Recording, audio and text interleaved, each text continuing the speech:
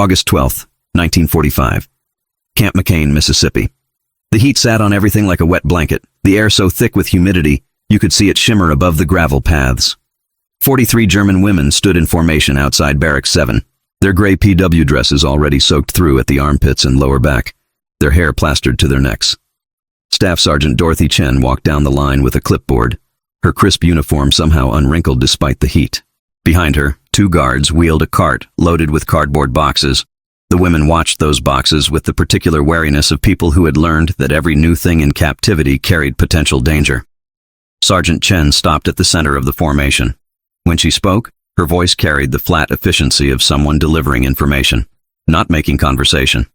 As of today, you have access to the camp library. 1 hour per day, mandatory. You will read. You will sign out books.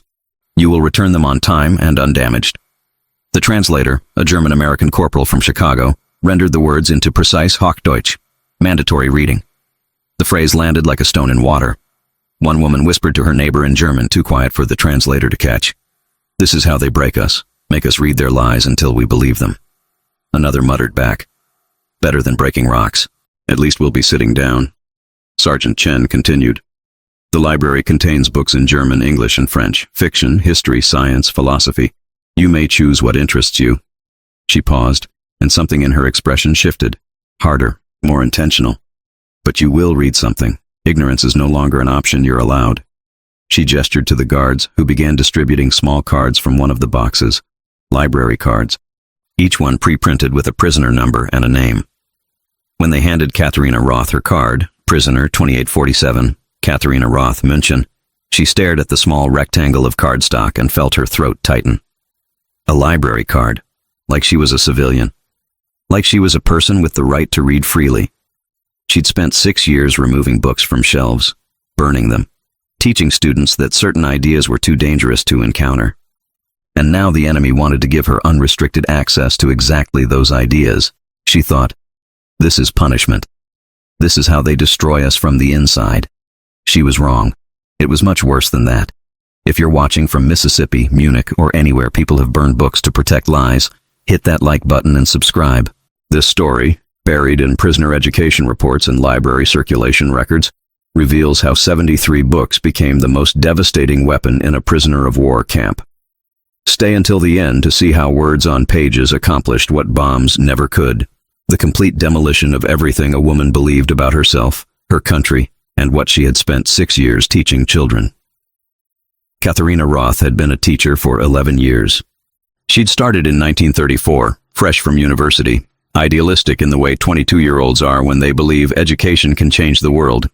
She taught German literature to students aged 12 to 16 at the Schiller Gymnasium in Munich. She made them memorize Goethe, analyze Schiller, understand that German culture was something worth preserving, celebrating, protecting. Then came 1936, the first list. Her principal handed it to her in his office, his expression apologetic but firm. 23 authors, Jewish writers mostly. Some communists, some just inconvenient. "Remove these from your classroom library by Friday," he'd said. "New curriculum guidelines. Nothing personal, just policy." She'd packed them in boxes herself. Heine's poetry, Zweig's novellas, books she'd taught from, books she'd loved. She told herself it was temporary, that once things settled down, once the government felt more secure, they'd relax these restrictions. She handed the boxes to the vice principal, never asked where they went, didn't want to know.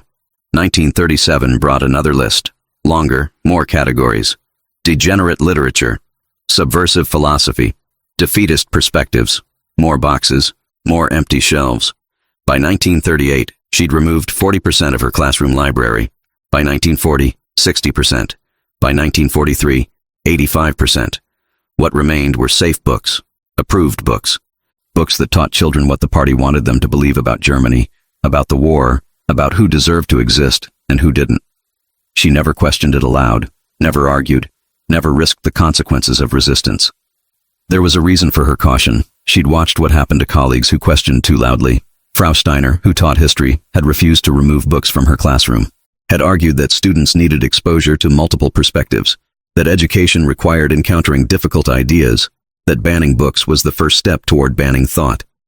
She disappeared in October 1938, arrested at school in front of students, taken to Stadelheim prison for political education, released 3 months later weighing 30 pounds less, her eyes carrying a look that made other teachers stop asking questions. She never taught again. Last Katharina heard, she was working in a factory making uniforms, her degree in history worthless, her spirit crushed into compliance. So Katharina had learned, had kept her head down, had removed books without argument, had taught approved curriculum, had survived. She told herself survival was enough, that you couldn't help students if you were arrested. That complicity was just another word for pragmatism. She'd believed that right up until the Americans captured her in March 1945, processed her through displaced persons camps, loaded her onto a ship, and sent her to Mississippi where the heat made her dizzy and the mosquitoes were the size of small birds. And now they wanted her to read. They had been warned about American re-education. The briefing started in the final months of the war, when it became clear Germany was losing. Officers gathered female auxiliaries, nurses, clerks, teachers, anyone who'd worked for the government, and explained what to expect if captured. The Allies will use psychological warfare, a colonel had told them, his uniform already threadbare, his face carrying the gray exhaustion of someone who knew the war was lost.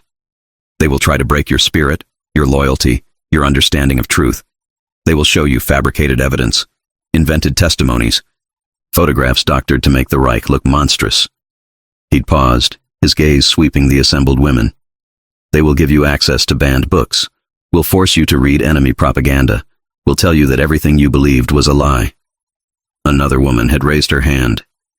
How do we resist? Remember what you know to be true, he'd answered. Remember that you lived in Germany, that you saw the prosperity, the order, the pride that the Führer restored. Trust your own experience over enemy fabrications. Trust your memory over their manipulation. Katharina had filed that away with all the other warnings. Some had proven accurate. The Americans did photograph everything obsessively, did document every aspect of camp life, did seem to believe that paperwork could solve any problem. But they also fed prisoners 3 meals a day, provided medical care, allowed mail, followed the Geneva Convention with the rigid adherence of people who believed rules actually mattered. So maybe some warnings were exaggerations. Maybe some were outright lies designed to make capture seem worse than death, to keep workers at their posts even as the Reich collapsed around them. But this warning, about re-education, about forced reading, about psychological warfare disguised as intellectual freedom, maybe this one was accurate. The journey to Mississippi had been a passage through cognitive dissonance. Katharina had been captured outside Munich in late April, just days before the final surrender. She'd been working in a civil defense office processing evacuation paperwork when American tanks rolled through the checkpoint.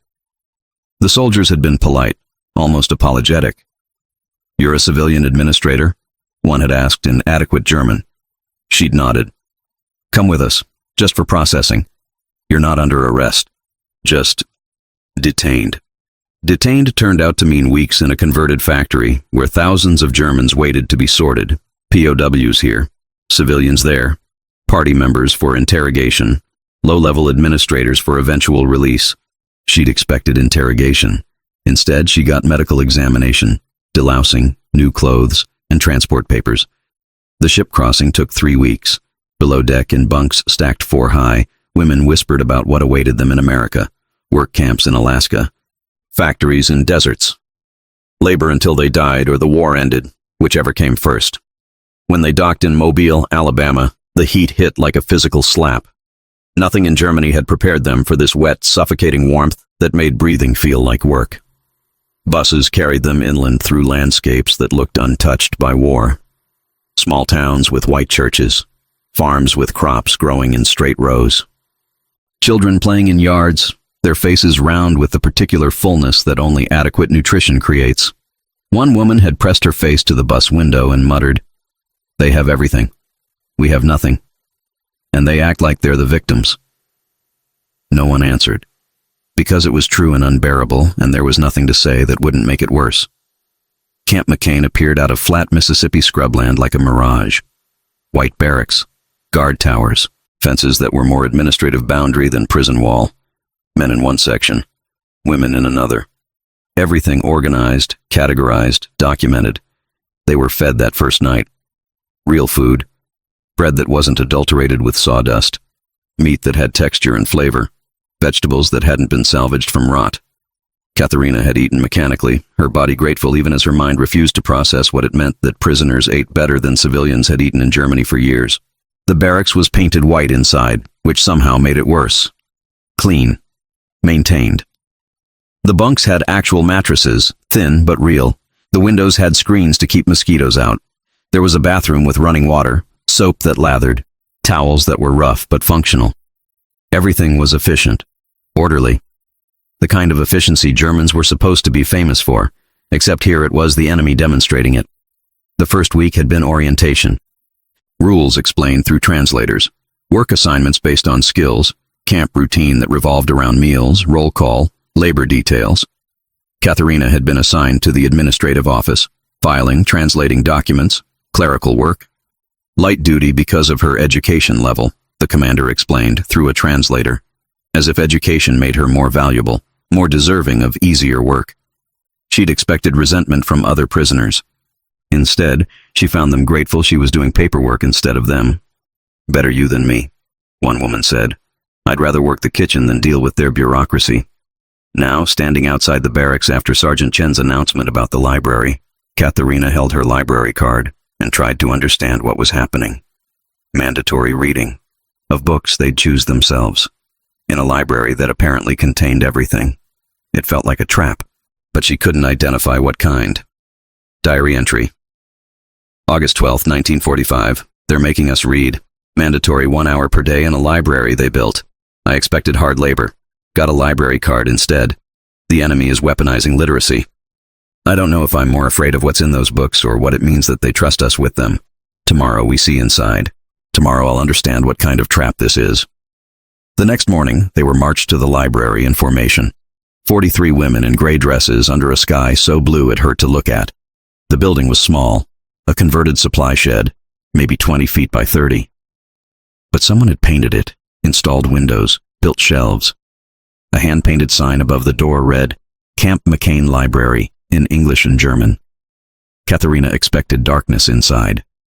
Instead, light poured through windows strategically placed to illuminate without creating glare. The smell hit her first. Paper, wood polish, the particular scent of books that have been recently handled. Shelves lined every wall, organized by subject. Small cards indicated sections, fiction, history, science, philosophy, languages. And in the center of the room, on a display table positioned so every woman would have to see it entering, a collection of books with a sign reading "Recommended Reading" in both languages. Katharina's eyes went immediately to the titles. Her breath caught. All Quiet on the Western Front.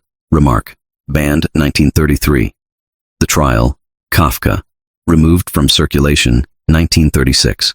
The Magic Mountain. Man. Declared degenerate 1937. Books she'd packed in boxes. Books she'd handed to administrators who burned them. Books she'd taught students were dangerous, subversive, un-German. All of them here. Available. With a sign suggesting they were worth reading. And behind them, books she'd never seen because they'd been published after the banning started. Reports from the camps. 1944. The War Against the Jews. 1945. Testimonies of Resistance. 1945. Books about things she'd been told were Allied fabrications. Propaganda. Lies designed to make Germany look monstrous. Sergeant Chen stood by the door, watching faces, not saying anything. Just observing as 43 women encountered a library that contained everything they'd been told didn't exist, or shouldn't be read, or was too dangerous for civilian minds. "You have 1 hour," she said finally. "Choose something. Sit. Read. We'll discuss circulation policies tomorrow. For today, just read." The women dispersed slowly, most gravitating toward fiction.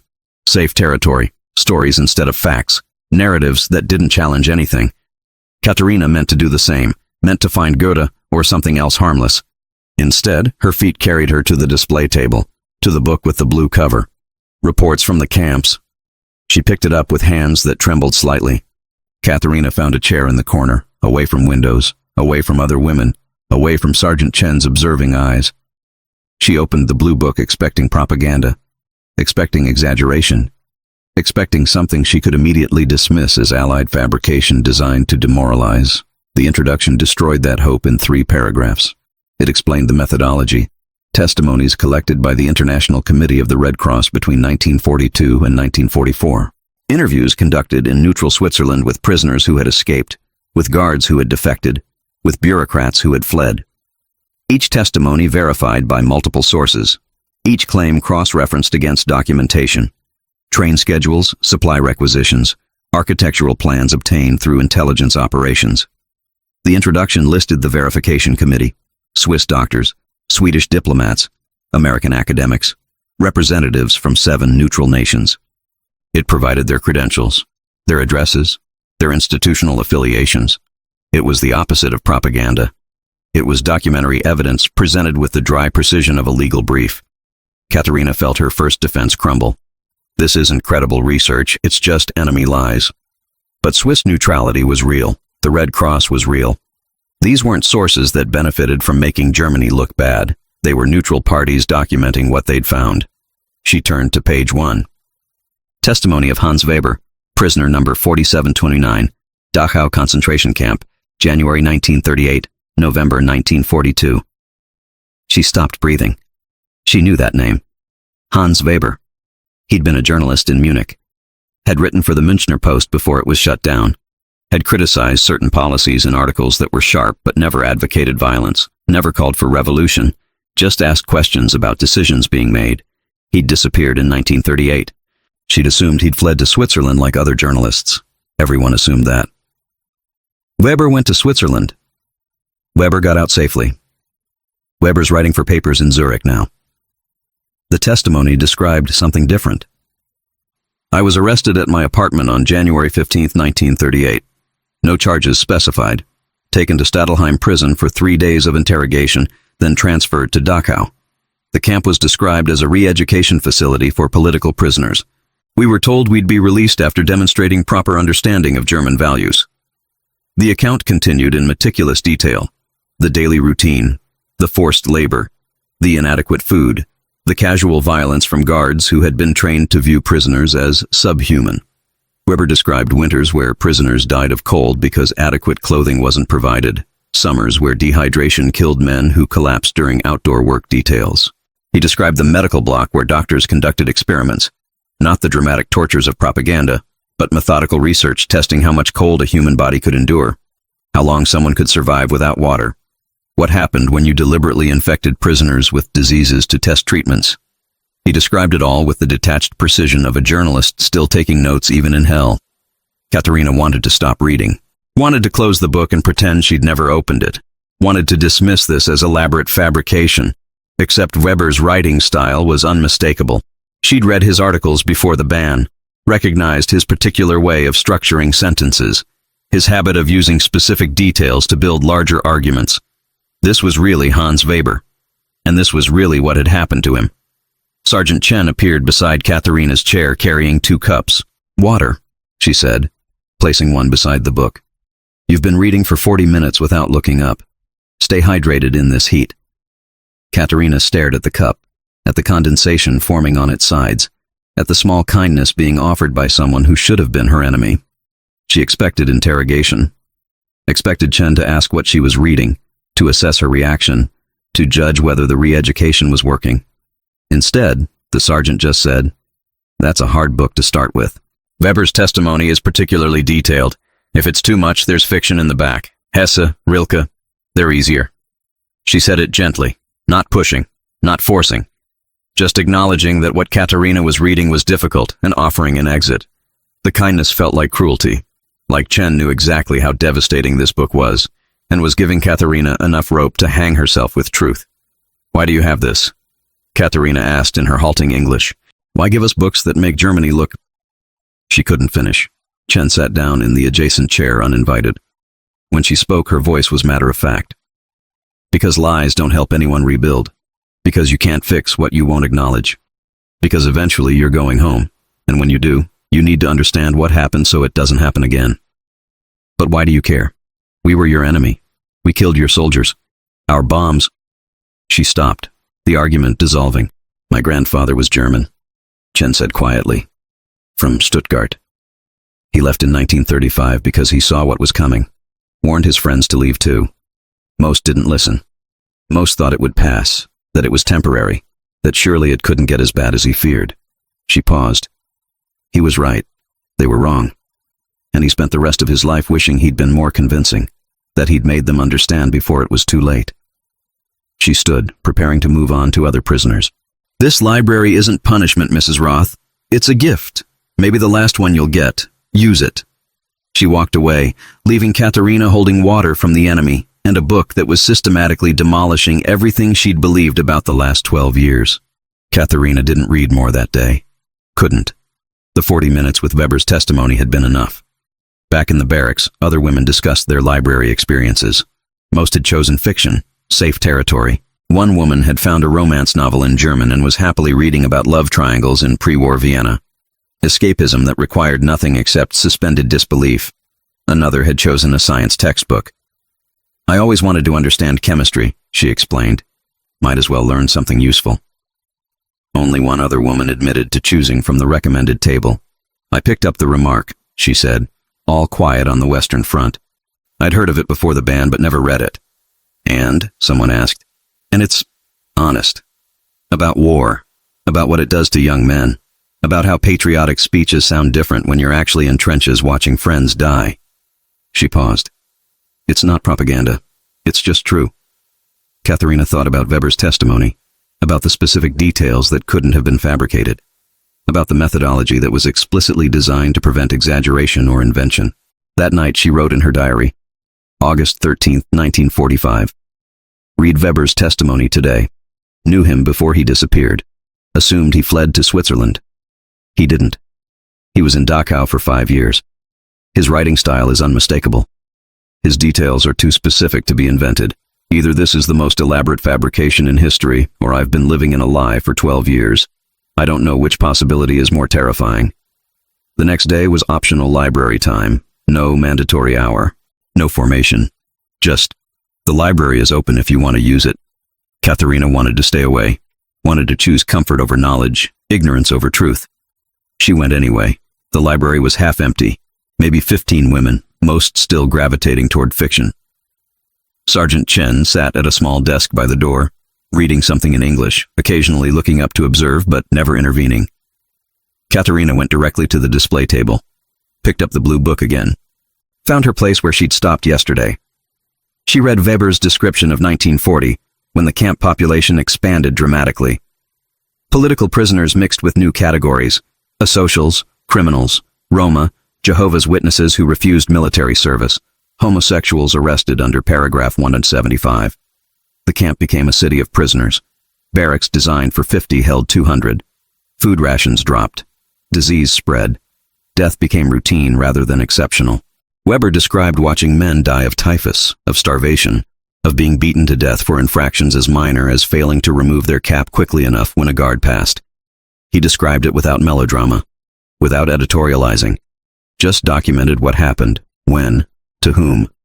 The bureaucratic precision made it worse somehow, made it clear this wasn't chaos or exceptional cruelty. It was systematic, organized, managed with the same efficiency Germany applied to everything. Katerina reached the section about 1942, when deportations from occupied territories increased the camp population again. When new prisoners arrived who weren't German, weren't even enemy combatants, just civilians from Poland, from France, from the Netherlands who had committed no crime except being Jewish or Roma, or politically inconvenient. She read Weber's description of the selection process, how camp doctors would evaluate new arrivals, separating them into those fit for labor, and those who would be sent to special facilities. She read his careful documentation of what special facilities meant. And she closed the book and walked outside because the air in the library had become impossible to breathe. Sergeant Chen followed her out. Didn't say anything. Just stood nearby while Katerina bent over, hands on knees, trying not to vomit. "You okay?" Chen asked finally. "No." The word came out harsh. "I'm not okay. I'm reading about..." She couldn't finish. Couldn't say the words aloud because speaking them would make them more real. "I know what you're reading," Chen said quietly. "And I know it's hard. But Mrs. Roth, you need to understand something. This book isn't the worst of it. Weber was in Dachau, which was terrible, but was still primarily a camp for political prisoners and forced labor. The facilities in the east, Auschwitz, Treblinka, Sobibor. Those were something else entirely. Purpose-built for something other than imprisonment. Katharina looked at her. Why are you telling me this? Because you're smart enough to read that book and understand what it's describing, and because if you're going to understand what happened, you need the full picture, not just the parts that are bearable. I can't. You can. You're already doing it. You're reading. You're processing. You're grappling with truth that most people would run from. Chen paused. My grandfather said the Germans he knew weren't monsters. They were just people who stopped asking questions, who accepted comfortable lies rather than uncomfortable truths, who chose safety over conscience. You're doing the opposite now. That takes courage. Katharina wanted to argue. Wanted to say this wasn't courage, it was just inevitability. That once you started reading, you couldn't stop. That truth was addictive in its terrible completeness. Instead, she asked, what happens if I can't finish? If I read this and it's too much? Then you stop. Choose something easier. Give yourself time, but eventually. Chen looked at her with an expression that might have been sympathy or might have been assessment. Eventually you'll come back, because now you know the truth exists. And not finishing won't make it less true. It'll just make you someone who chose not to know. Katharina went back inside, found her chair, picked up the blue book, opened to where she'd stopped. Other women watched her with expressions ranging from pity to concern to something like respect. They knew what she was reading, knew she was choosing to engage with material they were actively avoiding. She read Weber's description of liberation. November 1942. The Red Cross had negotiated a prisoner exchange. 50 political prisoners, mostly journalists and academics, traded for 50 German POWs held by the Americans. Weber had been selected, had been transported to Switzerland, had spent 3 weeks in a hospital being treated for malnutrition, typhus, frostbite damage to his fingers that had occurred during a winter work detail, and then, as soon as he could hold a pen, he'd started writing, had documented everything, names, dates, locations, the systematic nature of it, the bureaucracy required to make mass imprisonment function. The testimony ended with a note from the Swiss editor. Herr Weber's account has been verified by 17 other escaped prisoners interviewed independently. All corroborate the essential facts: systematic imprisonment, forced labor, inadequate food and medical care, routine violence, and selections that sent prisoners deemed unfit for work to facilities from which few returned. The International Committee of the Red Cross confirms these facilities exist and has demanded access for inspection. As of publication, Germany has denied all inspection requests. 17 corroborating witnesses. Red Cross verification. Documented denial of inspection access. This wasn't fabrication. This was reality. Carefully documented by neutral parties. Katharina closed the book and stared at her hands. These hands had removed books from classroom shelves, had taught students approved curriculum, had spent 11 years complicit in a system that required massive ignorance to function. She thought she was just surviving, just being pragmatic, just doing what was necessary to keep her position and avoid trouble. Now she understood what her survival had cost, what her pragmatism had enabled. Diary entry. August 14th, 1945. Finished Weber's testimony. 17 witnesses corroborate his account. Red Cross verified. I taught children while this happened. Removed books that might have made them ask questions. Thought I was protecting them. Now I understand I was just protecting the lie. Sergeant Chen called this courage. It isn't. It's just finally choosing truth after 12 years of choosing comfort. 1 week after finishing Weber's testimony, Katharina still couldn't look at the other books on the recommended table. She'd retreated to fiction, found a worn copy of Hesse's Siddhartha, and read it mechanically, her eyes moving across words without processing meaning. It was safe, spiritual, about a journey toward enlightenment in ancient India, nothing that required confronting what she'd learned about modern Germany. Other women in the barracks noticed her withdrawal. The few who'd seen her reading the blue book understood. Those who'd stuck to romance novels and adventure stories couldn't comprehend why anyone would choose discomfort. Why torture yourself? One woman asked during evening free time. We're prisoners. Isn't that punishment enough without reading books that make you feel worse? Katharina had no answer that wouldn't sound insane. Because not knowing feels worse than knowing. Because ignorance is what enabled this. Because I taught children and I need to understand what I taught them in service of. On August 22nd, Sergeant Chen interrupted her third reading of Siddhartha. You're hiding, Chen said without preamble. sitting down across from Katharina. That book is beautiful, but you're using it as a shield. I'm reading. That's what you required. I required engagement. You're performing avoidance. Chen leaned forward. I'm not criticizing. What you read in Weber's testimony would break most people. You're allowed to need time. The kindness again. The understanding. The refusal to punish her for struggling. Katharina closed the Hesse. What happens if I can't go back? If I can't read more about the camps? Then you read other things. There are 70 books in this library about what happened, but there are 300 about everything else. History, science, philosophy, literature. You could spend your entire time here reading Goethe and Schiller and never touch another difficult book. But you don't think I should? Chen smiled slightly. I think you're not the kind of person who can unknow something. I think you finished Weber's testimony and now you'll always wonder about the rest. The question is whether you face that curiosity or spend your life running from it. She stood, then paused. There's a book on the third shelf. Blue cover, German title. Briefpost im Widerstand. Letters from the Resistance. It's not about camps. It's about Germans who resisted. Who said no. Who paid the price for conscience. Why are you telling me this? Because you keep thinking you had no choice. That everyone did what you did. Removed the books. Taught the curriculum. Survived.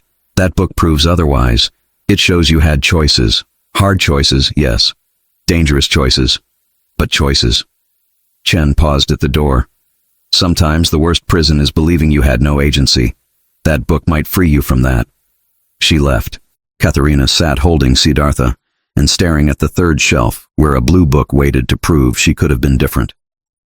It took Katharina 3 days to pick up Letters from the Resistance. When she finally opened it, she found something unexpected. Not heroic manifestos, but ordinary correspondence from ordinary Germans who simply refused to comply. A letter from a shopkeeper in Berlin who continued serving Jewish customers after it was prohibited. His letter to his sister explained, They tell me to turn away neighbors I've known for 20 years. I cannot, will not. If this means trouble, so be it. He'd been arrested 2 weeks later, sent to Sachsenhausen, died there in 1941. A letter from a teacher in Hamburg, not unlike Katharina, who refused to remove books from her classroom. Her letter to a friend, They want me to burn books. Books. As if knowledge itself is dangerous. I told them I would not. They can fire me. They can arrest me. But I will not participate in the murder of ideas. She was arrested 3 days after writing that letter. Sent to Ravensbrück. Survived the war but died in 1946 from complications of tuberculosis contracted in the camp. A letter from a priest who refused to stop preaching that all humans had equal worth before God. His letter to his bishop. They demand I exclude certain people from communion. I cannot serve a God who abandons those who need him most. If this costs me my position, my freedom, my life, I trust God understands. He was sent to Dachau. Survived. Returned to his parish in 1945 weighing 90 pounds, his health destroyed but his conscience intact. Katharina read these letters and felt something crack open in her chest. Not guilt exactly, but recognition. These weren't heroes from mythology. They were teachers, shopkeepers, priests, people with jobs and families and something to lose. People like her. The only difference was they'd said no when she'd said yes. They'd chosen conscience when she'd chosen safety. And they'd paid the price she'd avoided by her complicity. She read the entire book in one sitting. 4 hours straight, through lunch, through afternoon roll call, until Sergeant Chen gently informed her the library was closing for the day. You finished it, Chen observed. Not quite a question. They were normal people. They weren't special or extraordinarily brave. They just refused. Yes, I could have been them. Yes, I chose not to be. Chen was quiet for a long moment. Then, now you know that. What you do with that knowledge defines who you become, not who you were. Diary entry. August 25, 1945. Read letters from Germans who resisted. Teachers like me who refused to remove books. They were arrested. Some died. Some survived but destroyed. The difference between them and me, they said no. I said yes. Both choices had consequences. They chose conscience. I chose safety. Now I know the cost of my choice was paid by people I'll never meet. Children I taught who believed lies because I taught them. In September, Sergeant Chen announced the book club. Voluntary discussion groups, she explained through the translator. For those reading difficult material who want space to process. Twice weekly. No mandatory attendance. Multiple countries. I learned it was real, all of it. Everything we were told was Allied propaganda. It was real and documented and undeniable. I also learned about Germans who resisted, teachers who refused to remove books, priests who kept serving all parishioners, ordinary people who said no when they were ordered to participate in something wrong. I was not one of those people. I removed books. I taught propaganda. I chose safety when I should have chosen conscience. I'm telling you this because when I come home, I'm going to teach again if they'll let me. And I'm going to make sure students know the truth. I'm going to teach them to question, to verify, to think instead of just obeying. This will make me unpopular. People will want to forget, to move on, to rebuild without examining what we're rebuilding from. I can't do that. I chose comfort over truth for 11 years. I won't do it again. I hope you'll understand. If you can't, I hope you'll forgive me eventually. Your sister, Katharina. She sealed the letter knowing her sister might not respond. Might be angry. Might want nothing to do with a sister who insisted on remembering when everyone wanted to forget. She sent it anyway. On her last day in the library, March 15, 1946, Katharina stood surrounded by shelves that had changed her life. She'd read 73 books over 7 months. Each one a step in understanding. Each one proof that truth existed if you were willing to look for it. Sergeant Chen found her standing in front of the recommended table, now empty. The books had been checked out, read, discussed, absorbed. You ready? Chen asked. No, but I don't think I'll ever be ready. Chen handed her a package wrapped in brown paper. This is yours. Don't open it until you're on the ship. What is it? Something to remind you that transformation is possible. That people can change if they're given truth and time and space to process it. Katharina took the package, feeling its weight. I don't know how to thank you. Teach, Chen said simply. Go home and teach. Make sure the next generation knows enough to recognize the warning signs. Make sure they understand that freedom requires vigilance, that democracy requires participation, that truth requires courage. And if no one wants to hear it, then you teach anyway, because someone will hear, someone will understand, and that someone might be the person who prevents this from happening again. The other women from the book club gathered for a final meeting. 6 women who'd read together, argued together, learned together. What do we do when we get home? Greta asked. We remember, Katharina said. We testify, we teach, we make sure this knowledge doesn't die with us. They won't want to hear it. I know. We tell them anyway. Diary entry. March 15, 1946. Last day in the library. 73 books. 7 months. Complete transformation from someone who removed books to someone who can't imagine life without them. Sergeant Chen gave me a package to open on the ship. Said it's a reminder that change is possible. I already know that. I'm living proof. The question now, can I help others change? Can I take what I learned here and make it mean something? I have to try. The alternative is admitting my complicity was wasted, that I learned nothing worth knowing. The ship left New York on March 20th, 1946. Katharina stood at the rail watching America disappear into gray Atlantic haze. Behind her, the library, the books, Sergeant Chen's patient guidance. Ahead, Germany, ruins, the hard work of reconstruction. On the 3rd day, she opened Chen's package. Inside, a book, not one from the library, something new. The Reconstruction Reader, a guide for Germans building a democratic future. Published in English and German, compiled by American and German educators working together. The introduction explained, this book is for Germans who want to understand what happened, why it happened, and how to prevent it from happening again. It contains historical documentation, philosophical texts about democracy, practical guides for civic participation, and testimonies from those who resisted. The dedication read, for those who chose truth over comfort, for those who will teach the next generation, for those who understand that democracy is not automatic. It requires constant vigilance and constant courage. Inside the front cover, a handwritten note. Mrs. Roth, my grandfather would have been proud of you. Not because you're perfect, none of us are, but because you chose growth over comfort, because you did the hard work of learning instead of the easy work of denial. Take this book home, share it, use it, build something better. And remember, libraries are how civilizations remember who they are. Build them, fill them, protect them. With hope for your future, Dorothy Chen. Katharina held the book and wept, not from sadness, but from the weight of being trusted with something so important. Katharina Roth returned to Munich in April 1946. The city was rubble. Her school was destroyed. The education system was being rebuilt from scratch under Allied occupation. She volunteered immediately, offered her services, expected rejection. Instead, the American education officer, a major from Philadelphia, interviewed her for 3 hours, asked what she'd been doing as a prisoner, what she'd learned, what she'd teach differently. She told him about the library, about 73 books, about learning to question everything, especially comfortable certainties. He hired her immediately.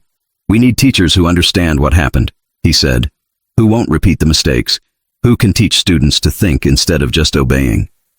For the next 32 years, Katharina taught in Munich schools, German literature, history, civic education. She never hid her past. Every class began the same way. "My name is Frau Roth. I was a Nazi teacher. I removed books from this classroom. I taught propaganda as truth. I chose safety over conscience. I was wrong. And I'm going to teach you how I was wrong, so you never make the same mistakes." That honesty, that refusal to sanitize her own history, became her most powerful teaching tool.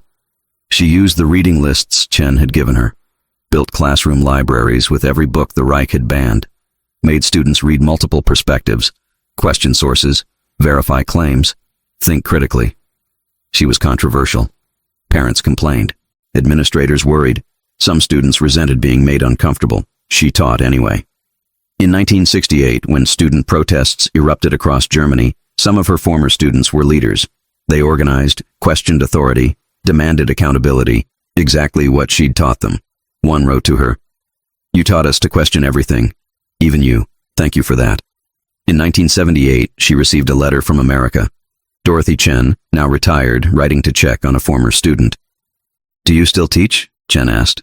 "Do you still make students uncomfortable? Do you still believe transformation is possible?" Katharina wrote back, "I still teach. I'm 66 now, planning to retire in a few years. My students call me Frau Truth-Teller, not affectionately.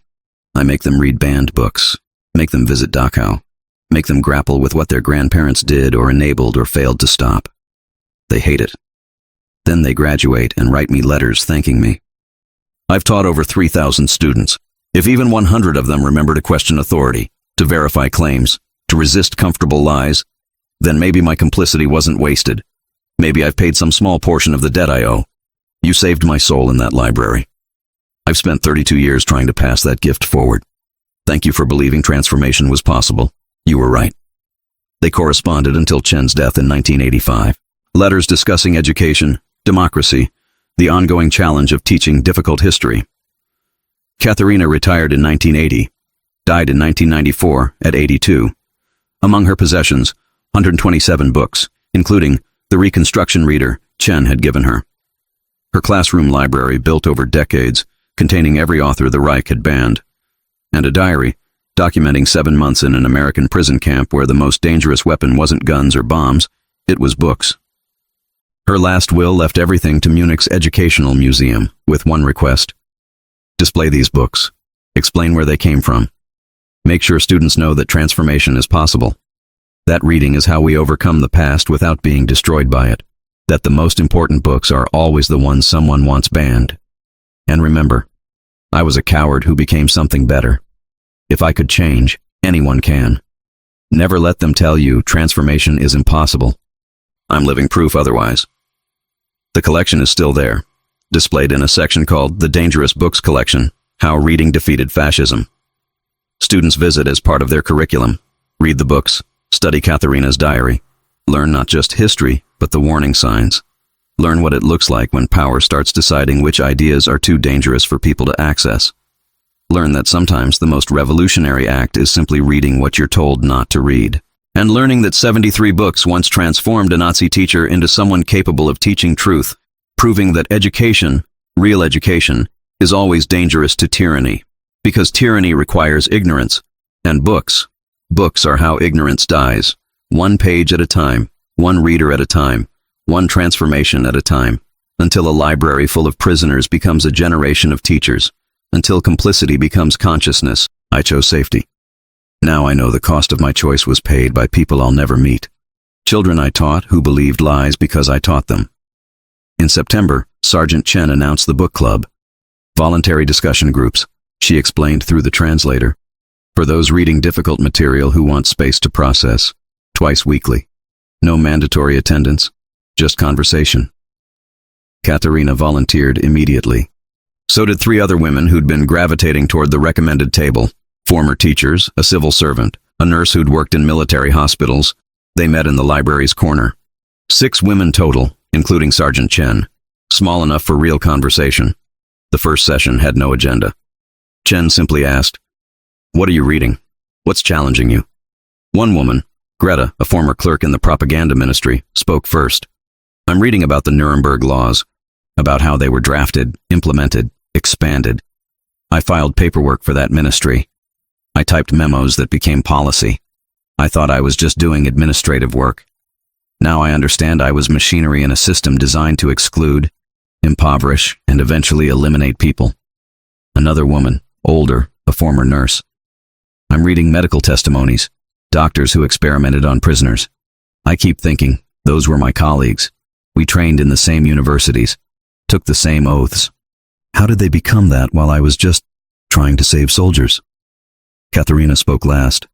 "I'm reading about education under the Reich, about curriculum changes, book banning, the systematic weaponization of teaching, and I recognize every directive. I implemented them, taught them. I keep asking myself, if I'd refused, would it have mattered? Would one teacher saying no have changed anything?" Chen let the question hang for a moment. "Then, here's what we know from the resistance letters. Probably not. One person refusing probably wouldn't have stopped the Reich. But here's what else we know. The Reich required mass complicity to function, required millions of people doing small things, removing books, filing paperwork, treating patients, teaching children, that individually seemed harmless, but collectively enabled atrocity. So we're all guilty," someone muttered. "No," Chen said firmly. "Guilt requires intent. Most of you didn't intend harm, but you did enable it. And there's a difference between guilt and responsibility. You're not guilty of crimes you didn't commit, but you are responsible for understanding how your actions, however small, contributed to a system that committed those crimes." The distinction felt important. Guilt was crushing, total, impossible to escape. Responsibility was something you could address, something you could carry without being destroyed by it. By October, the library had become the camp's intellectual center. More women volunteered for library time. More joined the book club. More chose difficult books over comfortable ones. Not everyone. Maybe 20 women out of the camp's 150. But 20 women actively grappling with truth was 20 more than had existed when the library opened. Sergeant Chen ordered more books. Materials on democracy, civil rights, civic responsibility. Books about how societies prevent tyranny. About the role of free press, independent judiciary, educated citizens in maintaining freedom. She created reading paths. If you're interested in how democracies function, start here. If you want to understand civil disobedience, try these. If you need hope after reading about resistance, these show people who survived and rebuilt. The camp administration noticed. Other camps requested similar programming. The library at Camp McCain became a model for prisoner education, and Katharina found herself assisting, translating passages, discussing books with new readers, guiding women through the same painful process she'd experienced. One afternoon, helping a younger woman who'd just finished Weber's testimony, Katharina heard herself say, "It gets easier. Not less painful, but easier to carry. You learn to hold truth without being crushed by it." "How?" the woman asked, her eyes red from crying. "By making it mean something. By letting it change you into someone who won't enable this again. By promising the knowledge won't be wasted." Later, Sergeant Chen approached her. "You're good at this, guiding people through difficult material. I was a teacher. You are a teacher. Present tense. This is teaching. Maybe the most important teaching you've ever done." Not everyone appreciated the library's influence. A group of women, maybe 30, actively opposed it, called the book club brainwashing sessions. Said Chen was using education as psychological warfare. The confrontation came in the mess hall one evening in late October. A woman named Hildegard stood during dinner and addressed the room. "We need to talk about what's happening in that library. They're trying to make us hate Germany, make us ashamed of our country, our service, everything we believed. Other women nodded. Some muttered agreement. Katharina stood without planning to. That's not what's happening, isn't it? You spend hours reading books about camps, about resistance, about how terrible Germany was. How is that not propaganda? It's not propaganda if it's documented fact verified by neutral sources. So you believe everything they tell you? Everything the Americans want you to think? Katharina felt something shift inside her. She'd been avoiding this confrontation, choosing silence over conflict just like she'd chosen silence when books were burned and students disappeared. Not anymore. I believe Swiss Red Cross reports, she said clearly. I believe testimonies from German guards, German bureaucrats, German survivors. I believe logistical documentation, train schedules, supply requisitions, architectural plans. I believe my own memory of students who stopped coming to school, neighbors who disappeared, colleagues who were arrested for asking questions. Those were different. Different how? Different because we didn't ask where they went? Different because we chose not to know? Katharina's voice rose. I was a teacher.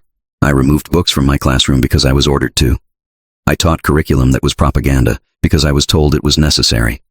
I chose safety over conscience for 11 years, and you know what I learned in that library? That I had choices. That other teachers, other Germans, other people like me, they said no. They resisted. They paid the price I avoided by complying. Silence. The mess hall had gone completely quiet. I'm not ashamed of being German, Katharina continued. I'm ashamed of what I did as a German. There's a difference. And if reading books helps me understand that difference so I never make those choices again, then I'll keep reading. And if you want to call that brainwashing, fine. But I call it finally learning to think instead of just obeying. She sat down. Her hands were shaking. Around her, some women looked angry. Others looked thoughtful. A few nodded slowly. Hildegard had no response, just sat down, the confrontation deflated. That night, 5 new women asked to join the book club. Diary entry.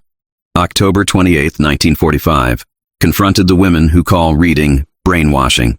Said what I should have said 11 years ago. I chose complicity, and I regret it. 5 new women joined book club afterward. Maybe speaking truth attracts others tired of living with lies. Or maybe they're just curious. Either way, the library is growing. Knowledge spreads faster than I expected. In November, with repatriation scheduled for spring 1946, Sergeant Chen proposed something unprecedented. We're creating a lending library, she announced at book club. Books you can take with you when you're repatriated. Not the originals, those stay here. But we're making copies, excerpts, bibliographies, reading lists, materials you can carry home. The women stared at her. Why? Someone asked. Why help us take this information back to Germany? Chen's expression was serious. Because Germany needs people who understand what happened, who can teach the next generation, who can recognize the warning signs if power ever again starts demanding that truth be curated, that books be banned, that certain questions become dangerous. She pulled out a stack of typewritten pages. These are reading lists, organized by topic: democracy and civil society, resistance movements, Holocaust documentation, post-war reconstruction. I'm giving each of you a copy. When you get home, if you have access to libraries, you'll know what to look for. Katharina took her copy and felt the weight of it. Not physical weight, the paper was light. But the responsibility it represented felt crushing. What if there are no libraries? Someone asked. What if Germany is too destroyed? Then you rebuild them, Chen said simply. You find books. You share them. You make sure the next generation has access to truth. Because the alternative is forgetting. And forgetting guarantees repetition. She paused, then added, My grandfather left Germany to escape fascism. He spent his life in America hoping someday Germans would have the chance to understand what happened and build something better. You're that chance. You're the people who lived through it, who learned from it, who can testify to the next generation. This happened. This is how it happened. This is how we make sure it never happens again. That week, Katharina wrote to her sister for the first time since being captured. Previous letters had been brief, factual. I'm alive. I'm in Mississippi. The camp is tolerable. I'm healthy. This letter was different. Dear Ilsa, I'm coming home in spring. But I need to tell you something before I arrive, because if I don't write it now, I might lose courage. I spent 6 months in a library here, reading, learning, understanding what happened while we were teaching children and managing households and living what felt like normal lives. I learned about the camps, about systematic imprisonment, forced labor,